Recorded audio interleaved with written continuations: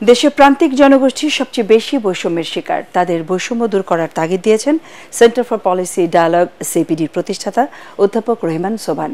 প্রয়োজনে প্রান্তিক জনগোষ্ঠীর জন্য আলাদা সংস্কার কমিশন গঠন করা যেতে পারে বলেও মন্তব্য করেন তিনি। রাজধানীর সুইডাপ মিলনায়তনে প্রান্তিক জনগোষ্ঠীর সাথে অংশীদারিত্ব সৃষ্টিতে করণীয় নিয়ে শেড ও পিপিআরসি সেমিনারে রেহমান সোবহান আরও বলেন, দেশে সস্তা শ্রমের বাজার আছে, অন্তর্বর্তী সরকারের প্রধান এই বিষয়টিকে কাজে লাগাতে পারেন।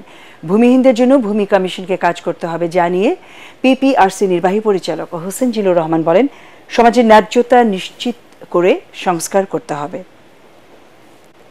বৈষম্য নিরসনের জন্য একটা কর্মসূচি আছে। সংস্কারের মধ্যে তাদের বর্তমান চা শ্রমিকের ওনারা বললেন, বর্তমান সমিতিও চলে গেছে, ন্যায্যতা নিশ্চিত করতে পারে, এই সংস্কারই কিন্তু আজকের এই মুহূর্তের অন্যতম দাবি। বৈষম্য বিরুদ্ধে যদি আপনি সংগ্রাম চলাতে চান, এখানে সবচেয়ে যে বৈষম্যের যে বিক্রম আছে এখানে, এটা তো আপনার সব আছে এখানে। তো প্রথম তো আপনার সঙ্গে এখন একটা শুরু করে এখন একটা বৈষম্য একটা সংগ্রাম করে যান এখানে।